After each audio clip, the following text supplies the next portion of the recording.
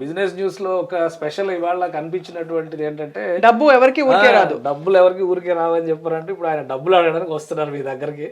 కాబట్టి మీరు కూడా డబ్బులు కొనేటప్పుడు ₹5 షేర్లా ఇవి?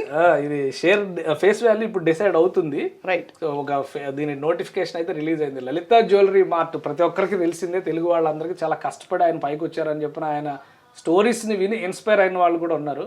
సో డబ్బులు ఎవరికి ఊరికే రావన్నటువంటి పెద్ద మనిషి ఇప్పుడు స్టాక్ మార్కెట్లోకి వెళ్తున్నారు. ఐపీఓ రిలీజ్ అయింది. Lalitha jewellery mart limited to be listed on the board. So గంట కొట్టడానికి రెడీ అవుతున్నారు మన సారు. ఫ్రెష్ ఇష్యూ, దానికి సంబంధించిన షేర్ డీటెయిల్స్, ఇవి ఇంట్రెస్ట్ ఉన్న వాళ్ళకి బాగుంటుంది. ఈ మధ్య కాలంలో తెలుగు రాష్ట్రాల్లో 2 కంపెనీలు, గతంలో వైభవ్ జ్యువెలర్స్ అవును ఐపీఓకి వెళ్ళింది, తర్వాత ఈ మధ్య వెగా జ్యువెలర్స్ ఐపీఓకి వెళ్ళింది, ఇప్పుడు 3వ మార్ట్ అనుకుంటున్నాను నేను, లలిత జ్యువెలర్స్.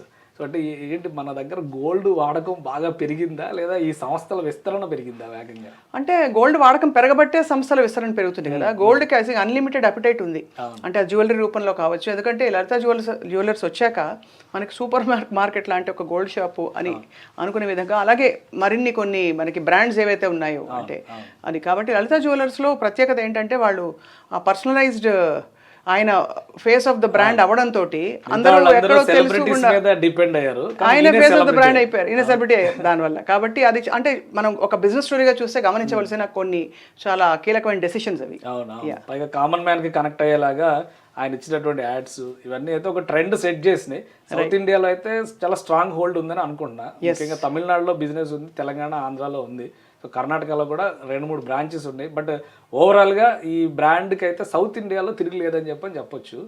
సో ఇక్కడ ఐపీఓలో కూడా గంట గట్టిగా కొడతారని అనుకోవచ్చు. ఆల్ ది బెస్ట్ అని చెప్తాం ఏం అనుకోకుండా.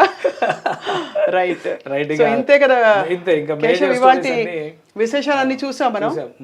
అండ్ అలాగా మనకి క్రీడా వార్తలు కూడా ఇందాక చూసాము. సో బోల్డ్ ఇంకా చాలా తీస్తున్న కొద్దీ వస్తూనే ఉన్నాయి. రసవత్తరమైన వార్తలతో మళ్ళీ రేపు ఉదయం మార్నింగ్ షో కొనసాగుతుంది, మార్నింగ్ న్యూస్. కాబట్టి Keshav, for today will sign off. Definitely ఈ రోజు వచ్చినటువంటి వార్తలన్నిటిలో మంచి వార్తలు 2 కనిపిస్తున్నాయి. లీడ్ స్టోరీస్ కూడా అవే అవ్వాలి, అవే అయ్యాయి కూడా. అవి చేసే ప్రయత్నం మేము చేసాం.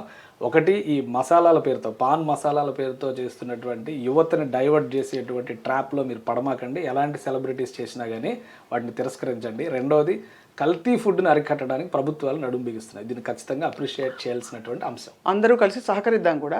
అండ్ మూడోది, అఫ్ కోర్స్ మా సూచన ఏంటంటే దోమల బెడద బాగా పెరిగింది ఈ వర్షాకాలంలో, సర్వసాధారణం. కానీ వర్షం లేకుండా దోమలు అయితే వచ్చాయి.